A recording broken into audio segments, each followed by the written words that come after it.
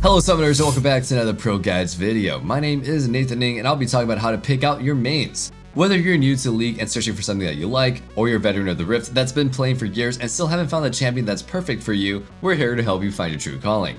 But before we start talking about how to choose your main, let's talk about why.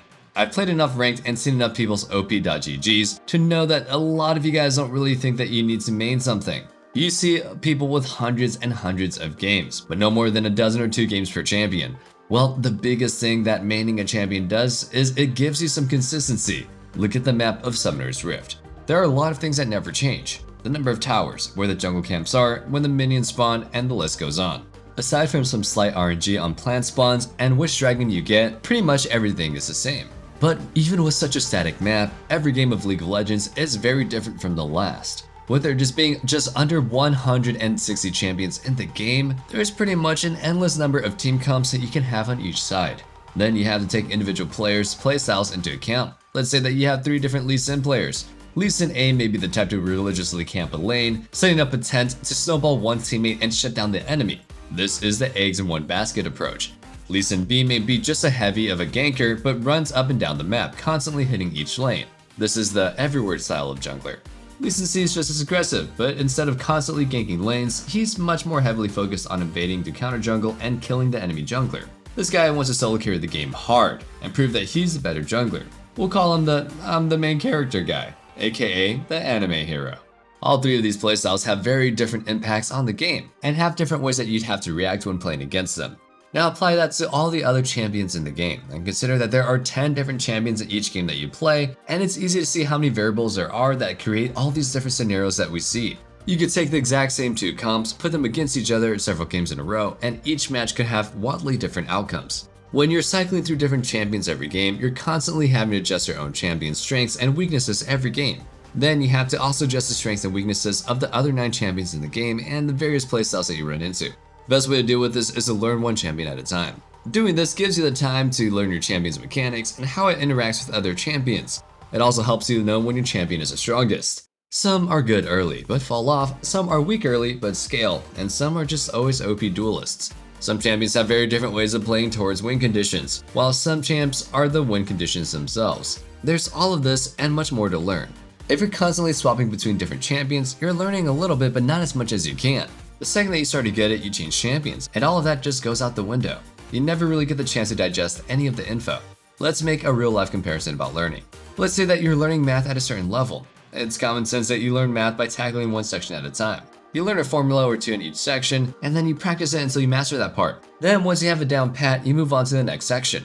The sections generally build onto each other, and eventually you complete the entire class and move on to the next level. This is the most efficient way to digest big schools of knowledge. Now, let's say that instead of doing it the right way, you jump around section to section. You skim through the pages and try to learn 15 different formulas at a time. What seems like a shortcut completely overwhelms your mind, and in trying to learn so many things at once, it backfires. You can't even remember the most basic of all of these formulas. Playing too many champions has that exact same effect. Before we go any further, I know that you're probably thinking something along the lines of, well, that's not me. I know how to play every champion in the game. It may not be what you want to hear, but you're not completely correct. Put the copium down. If you're not already a challenger, you haven't mastered your best champion, let alone several. You still make a lot of mistakes, big and small. And fixing the mistakes on your own is never that easy. Whether you're new to the game or just have too big of an ego to realize that you're making them, it can be pretty hard to identify the mistakes that you're making. And even if you can identify them, it's hard to come up with solutions to those mistakes and bad habits. VOD reviewing your own games is an okay start, but you're probably not an expert at analysis. Even with hours of poring over gameplay over the course of days, weeks, and even months, if you don't have a clue what you're actually looking for, you're kind of just wasting your time. But thankfully for you, that's exactly what we specialize in at ProGuides.com. We have courses from all your favorite streamers and pros like CoreJJ, Afremu, and Xmithy to really help you understand how to play your role. And if you want a more personalized experience, we have coaches available 24/7, ready to help you guys become the best. Our coaches are top tier players that have spent years climbing the solo queue ladder to get where they are now, and they're ready to share everything that they've learned with you. So come on over and have them check out your gameplay so they can give you a big push in the right direction. You can find the link for our website down in the description box below. Now let's get back to the video, shall we? Okay, so now that you know just how important it is to find your main, let's dive into the entire point of the video, how to find the right champion for you. But first, here's a bit of a forward. With Renata's release, there are currently 159 champions on League's roster. With there being so many different options and many of the champions sharing a lot of overlap between champion classes, this video is not going to be the perfect matchmaker. Well, if you guys do know the perfect matchmaker, please let me know because I'm looking for my duo partner for life, if you know what I'm talking about. Anyway, there's no simple way to lead every single one of you directly to the perfect champion. Rather, this is more just trying to give you a nudge towards finding the right champ or champions for you.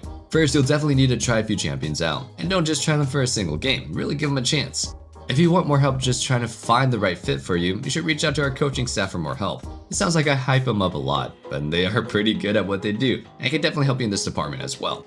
Okay, so the first thing when it comes to choosing your main is realizing that most players are sort of drawn to a specific class of champions, or a set of champs that have similar traits. For example, if someone mains a top laner and bruiser like Camille, their other most played champions are usually similar champions like Fiora, Jax, and Camille. Very rarely will you see a player whose most played champions are the polar opposites like Janna and Hecarim. So, with that said, let's label and give loose definitions for some of the broader classes in League. Assassins. These are the champions that generally do crazy burst damage and have high mobility to reach their targets. They tend to play for picks rather than just opening up at the start of a teamfight. Bruisers. These guys are generally a mix of durability and high damage. They are generally split into two subgroups. Those that want to split push where they can take 1v1 duels, and those that prefer diving into teamfights.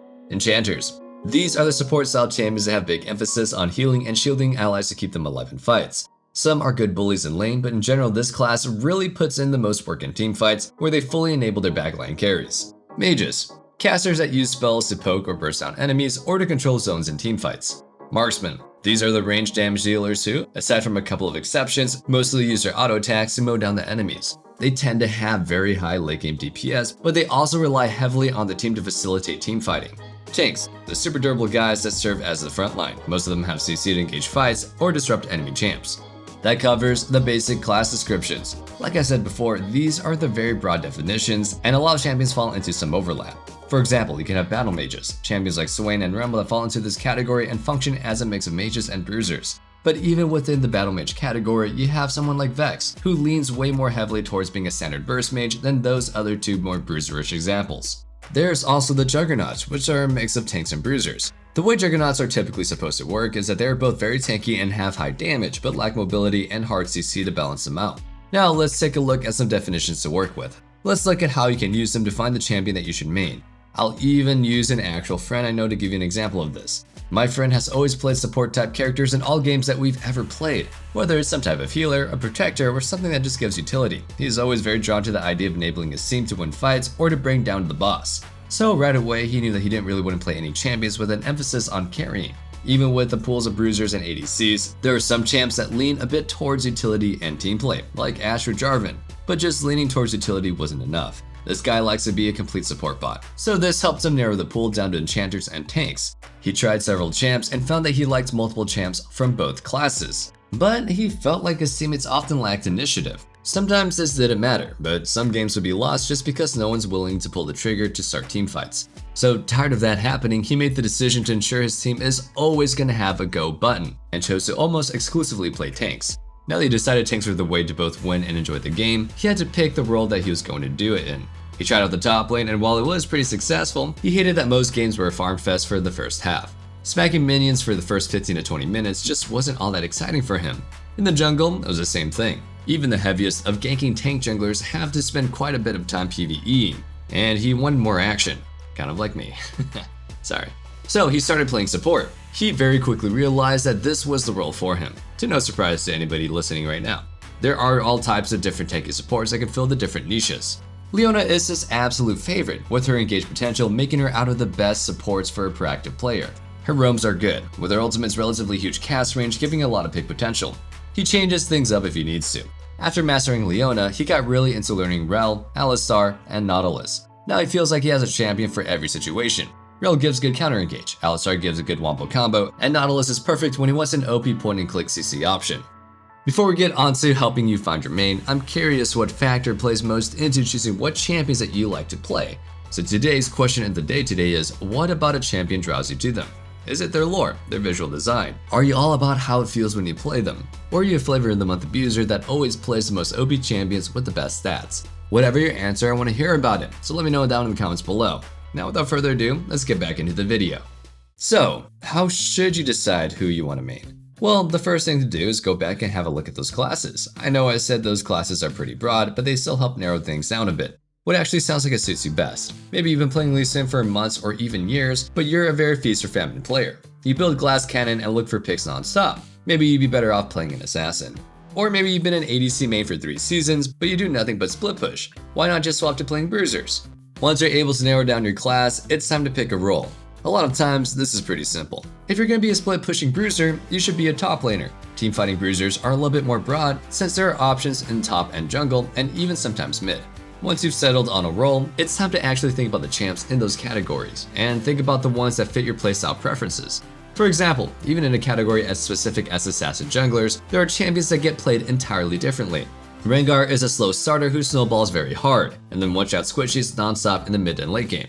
Kha'Zix is a bit of a slow starter, but he's very consistent, provides a bit of utility, and can even build in different ways to deal with different situations. Shaco is a hyper-aggressive early ganker, and when built AD, can one-shot squishies even in the middle of fights with his stealth. Alternatively, you can build him AP and mind game opponents into killing themselves with his boxes. To help narrow in on what champion you want to play, ask things like, would I rather be a solo carry, or do I want to be able to set up teammates to carry instead? Am I okay with high risk, high reward, or do I want consistency with easy to use champions? There are plenty of other questions that you can ask yourself, but this is a very simple starting point to get started. Before we go, I'll give one last example of how one of our analysts figured out who he wanted to main a couple of seasons ago. He was really itching to play Marksman, but he knew that he didn't want to play as a bot lane carry. He wanted something that could impact how the game was played out early. Everyone knows that 95% of the early game is dictated by 2 roles, support and jungle. But Senna and the 2 less viable marksman supports of Ashe and MF don't really affect the rest of the map like other supports can. So he knew that he'd be playing one of the 2 marksman junglers. But Graves is like a weird assassin bruiser marksman hybrid. He wanted the more traditional auto-attack centric style of gameplay, so he went with Kindred. And she hit every note just right for him. He was able to control the early game as a jungler. Even in bad matchups, he could path away from his opponent and go for easier to gank lanes. In teamfights, she's still just an ADC. He could kite in and out of fights and shred down foes before they could even get on him. In this example, he was able to find a main pretty quick, since there were only 2 options to choose from between in the jungle. You may have a bigger pool to choose from, but applying the same process that he went through will still give you a nudge in the right direction to find the champion that you want to play. Now, before we head out for the day, there's a couple of things I want to say. This video is about finding the right champion to main, but you probably don't want to religiously just one-trick a single champion for the rest of your league life. Playing one champion will definitely help you climb, but you still want to be a well-rounded player that isn't entirely shut down by certain matchups or enemy team comps. Learn one champion fully, then add 2 or 3 other champions to your pool so you can go ahead and be ready to use them in different situations. And lastly, finding your main is all about finding a champion that you actually like playing. That way, mastering it is fun enough for you to actually stick to it. You don't want to feel like it's a job. That being said, since the entire point of finding a champion to main is to help you climb in ranked, you shouldn't really pick some D-tier champion that just doesn't really do well at all, like Varus or sometimes Aphelios. And that wraps things up on how to choose your main. Hope you guys enjoyed the video, and if you did, make sure you follow and hit that notification bell so you never miss out on any of our content. Remember, let us know what draws you into a champion down in the comments below. And one last thing, don't forget to check out our Discord in the description box below, where you can discuss League further or just hang out and be part of the community. I can't wait to see you guys back in the next video, but until then, stay safe, stay healthy, and have a wonderful day. Peace.